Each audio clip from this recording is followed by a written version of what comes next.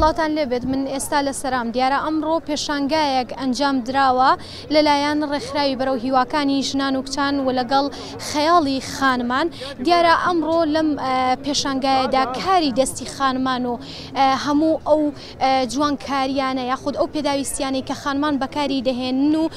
لە دروستکردنی شیرینیە لە کاری دەستیە هاوکات لەگەڵ کۆمەڵێک بابەتی تر دیارە ئەم پێشانگایان بە مەبەستی ئەوە سازکردو توانەکانی ئافرەتان بخەنە ڕوو و هاوکات لەگەڵ ئەوەشدا بە بۆنەی هاتنی نەورۆز و بەهارەوە ئەم پێشانگایان ئەنجام داوە بینەرمان بن دیمەنەکانتان بۆ ئەگوازینەوە و ڕای ئەو کەسانتان بۆ وەرئەگرین کە لەم پێشانگایە بەشداریان کردووە.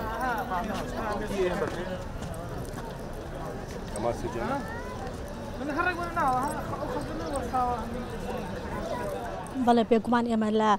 خانمەکان لە تواناکانیان ڕابینین بۆیە ئەمەمان بۆ کردوونەتەوە هەم وەکو دەستپێکی و پێشوازی لە بەهار و زیندووکردنەوەی کللتوری کوردەگەر ببینی شتەکان زۆربەی بڵێن هینی کوردەواریان پێوە دیارەوە ئەم خانمانە ئەگەر لە شوێنێکی وایە نەبێت چۆن بتوانن تواناکانی خۆیان ببینەوە ئەسە سێریان کە هەموو دڵخۆشن دڵخۆشەکان ئەوەیە کە تواناکانی خۆیان نەبینەوە.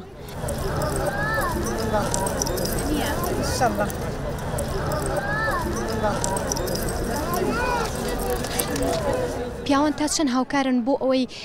خانمەکانیان دایکیان خوشکیان خاوەنکاری خۆیان بن خاوەن بزنسی خۆیان بن و دەست پێشخەر بن بۆ ئەوەی خاتونەکانیش کار بکەن. سەرەتا بەخێر بن دەستخۆشی لەم خاتونەوە ڕێزانە ئەکەم. وڵی بڵێم چی نسبەکە زۆر نییە یعنی نسبەکە ئەوە نییە بڵێم دڵخۆشکەر بێ بڵێم ڕێگریان نییە طبعا ڕێگریشەیە بەڵام لەگەڵ ئەوەی کۆمەڵی خێزانی باش هاوکاری ژنەکانن یا کچەکانیانن کە دەزڕەنگینن بوارەکانی خۆیان بێنن شتەکانی خۆیان لەم بوارەدا بێن عەرزیکەن و دەزمایەکی خۆیانیان هەبێ پێویستە بەهرەکانیان لە ڕوونیان بەهرەکانیان بە بازارکردنێن ینی شتێکی جوانە ئێستا ئەبین ئەم کۆمەڵە خاتونە لێرە هەر یەکە بە بوارێک بەشداری کردووە جێ دڵخۆشیە خۆزگە حکوومەت پاڵپشتی ئەم ژنانەیە کرد کە براندێکی خۆیان هەبێ بازارکردنێکی خۆیان هەبێ.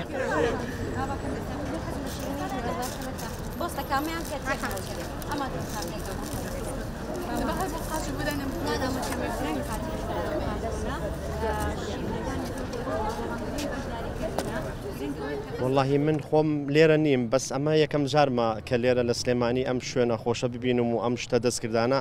هەتا شتیشم زۆر کردیەوە ئێستا حالیان بەس زۆر دەستخۆشیان لێ یەکەم بۆ خانمانی کوردی ئێمە زۆر شتێکی زۆر جوانە دەستیان خۆش بێ خۆی ئەبێ هەر کەسە و لە حەز خۆیەوە لە حەز خێزانی خۆیەوە هەموو کەسێک پێویستە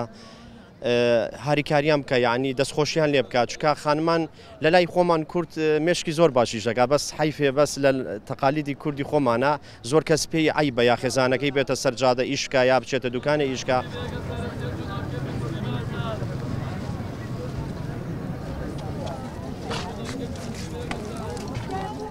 وەک بەڕێوبەری گروپی خەیاڵی خانمان ئەمڕۆ چۆن بوو بەشداریتان کرد لەم پێشانگایە و پەیامتان چی و دەتانەوێت چی بڵێن؟ بەڵێ دیارە وەکو گروپی خەیاڵی خانمان پێشانگایەکی تایبەتمان کردەوە بە هاوکاری و هەماهەنگی ڕێکخراوی بەرەو هیواکانی خانمە بڵێن کچان و ژنان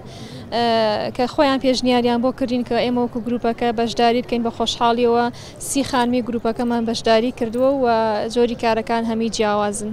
بێگومان ئەگەر هاوکاری ماڵەوە نەبێت بە تایبەت هاوسەرە برایە باوکە خێزان دایک ینی خوشک ئەگەر ئەوان نەبن بێگومان ئێمەش ناتوانین بینە ئێرە.